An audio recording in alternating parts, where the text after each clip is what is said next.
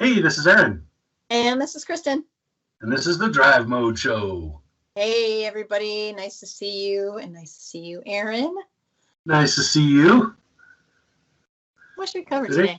We're going to talk about some Jeeps. Yes, Jeeping. What kind of Jeep? Specifically some Wranglers. We're going to talk about a couple of the kind of special editions of the Wrangler that we've been able to drive. So I drove the Wrangler 392, which is the one that they allowed Dodge and SRT to just shove a giant V8 into, and as is Dodge's want. I like it. Kristen, you got to drive what's the official name for it? The plug-in hybrid Jeep. The Jeep 4xe. There you go. Ding. Which is funny because it sounds a lot like an off-road event. You know what I mean? Like 4xe sounds like some sort of off-road event.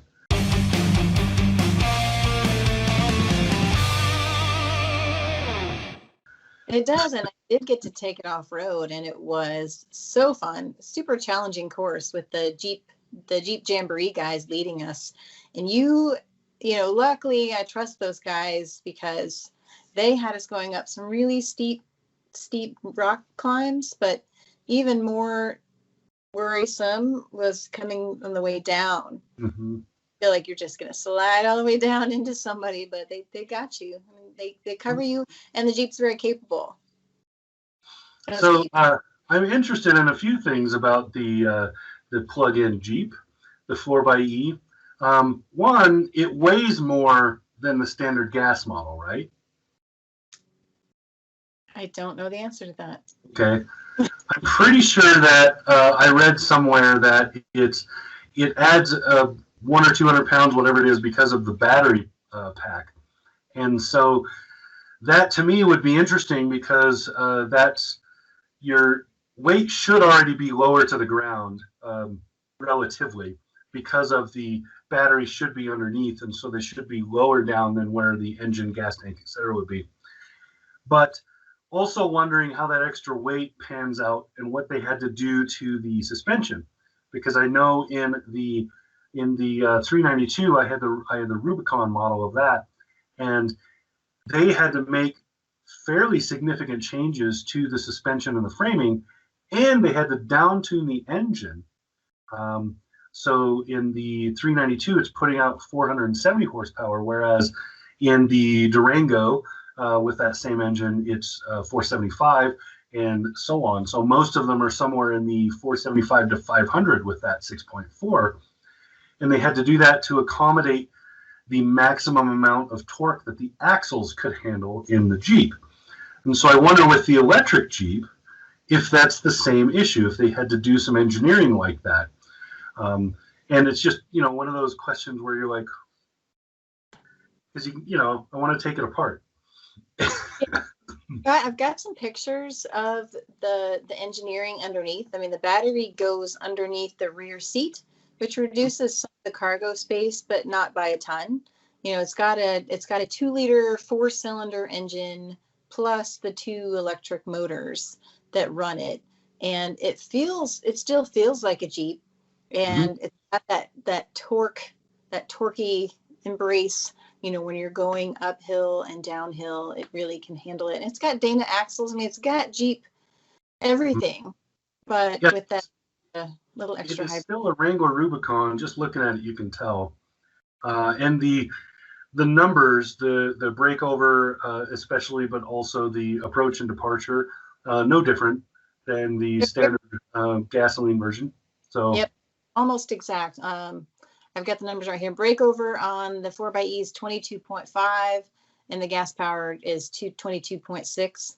And then the approach angles are 43.8 for the 4xe and 43.9 for the gas powered.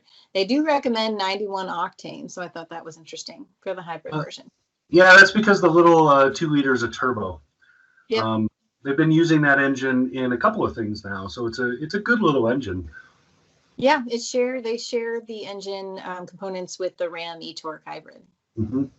And it should be really efficient in this because it's basically just acting as a generator. So it should be very efficient in this Jeep.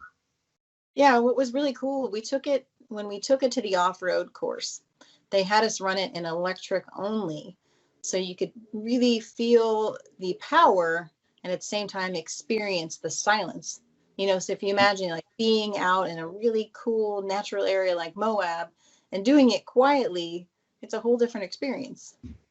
And they're putting the charging stations with Electrify America at trailheads so that people can charge up, take a hike, a literal hike, and then and while they're charging.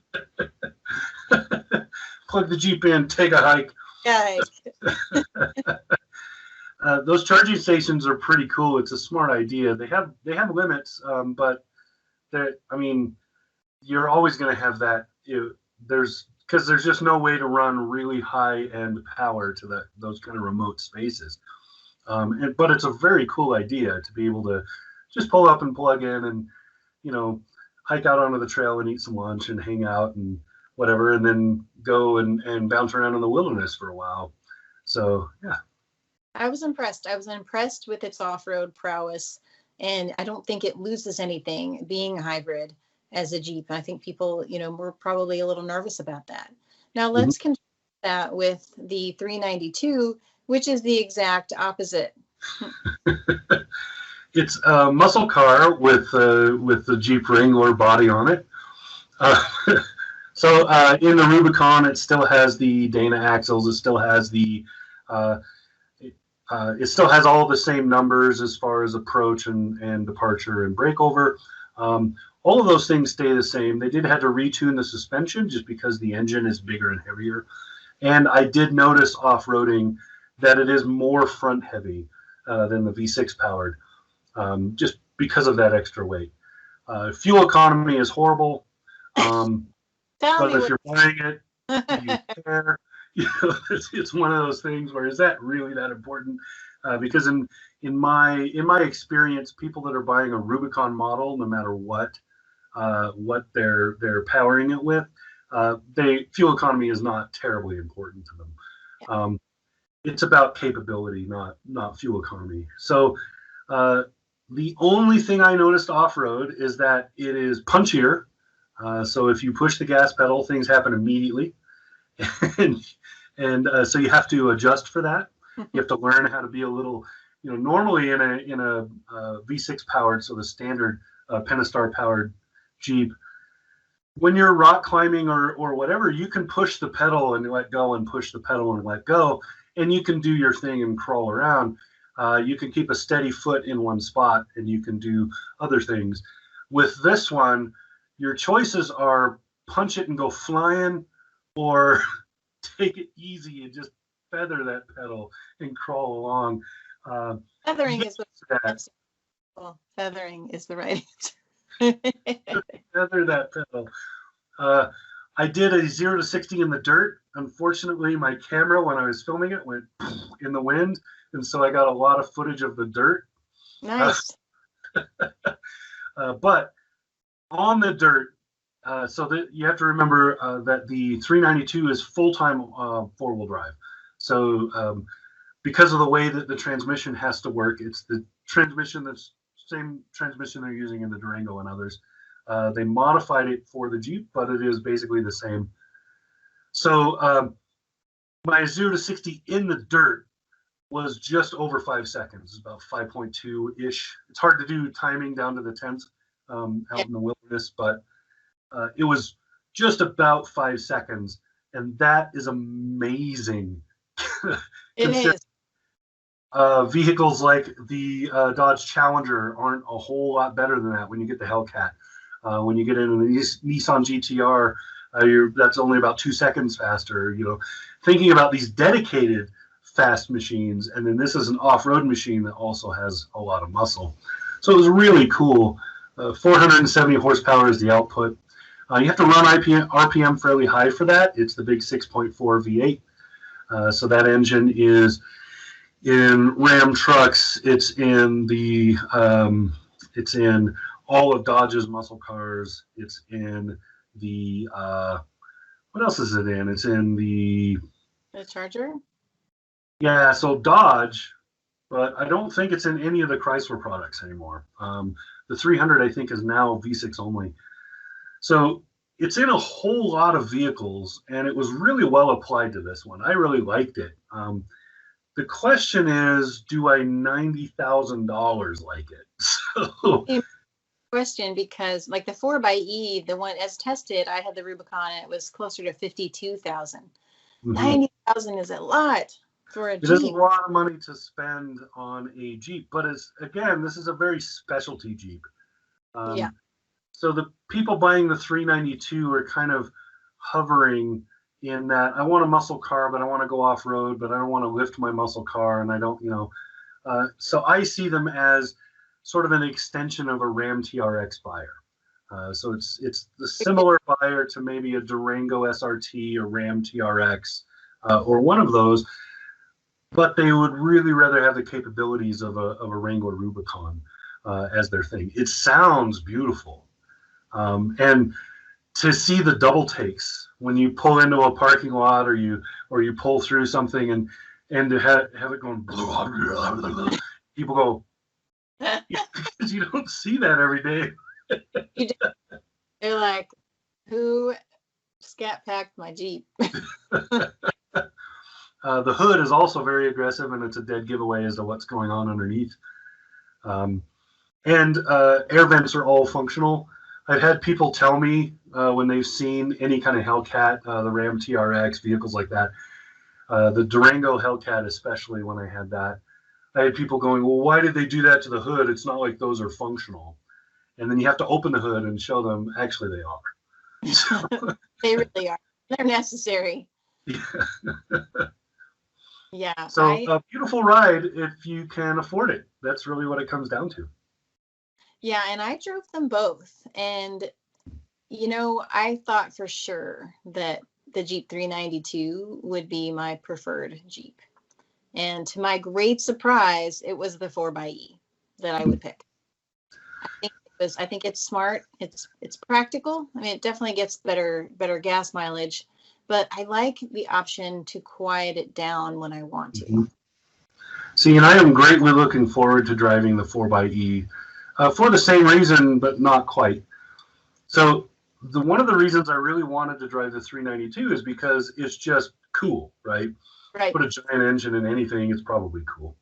And it was a lot of fun, but the payoff for all that extra power wasn't there for me. Because truly, when I'm off-roading, what I want to know is how much power does this add in terms of my off-roading. So with the Wrangler with the diesel engine, that did a wonderful job of adding power when you need it. So the grunt is there, it comes a little faster, it happens a little better, and that's what you want off-road. You want that torque to show up sooner than later. But with the downer with the diesel is it's extremely loud in the Wrangler. Very, very loud, louder than a lot of muscle cars. So my expectation on the 4xe is that you'll have all that torque as soon as you want it, because electric motors, you get torque from zero. So you get torque as soon as you ask for it. And that off-road, while requiring some adjustment, you'll have to learn again how to run your foot just right. But that off-road is a game changer. I agree. Please, sir, I have some more torque. It's funny. I'm pretty sure that the torque is the same for the 392 as it is the 4xe. It's 470. Yep, it's the same. But the difference is the horsepower, because it's 375 for the 4xe and 475 for the Jeep 392. Right. 470. Close. The difference is when it comes. So the horsepower, I don't remember where the torque number is. It's fairly early, but not that early. It's still in over 2,000 RPM. And then with the maximum horsepower, it's even higher than that. It's getting close to 4,000 RPM before you have max horsepower. Whereas with the 4xe, you're probably getting almost all of it before 2,000 RPM. So right. Engine plus motors combined. I can't wait for you to drive it, because I'm curious to know what you think. Between the two, both are great and fun, and Jeep fans will love it, muscle cars fans will love it. I preferred the 4xe. Yeah, and I very much suspect that I'll feel the same way. Just because, again, if I have a Jeep, it's to off-road with it, and In off-road, it's torque delivery. That's the most important thing. So there you go. There you go. Thanks for listening. This has been Aaron. And this is Kristen. This is the Drive Mode Show.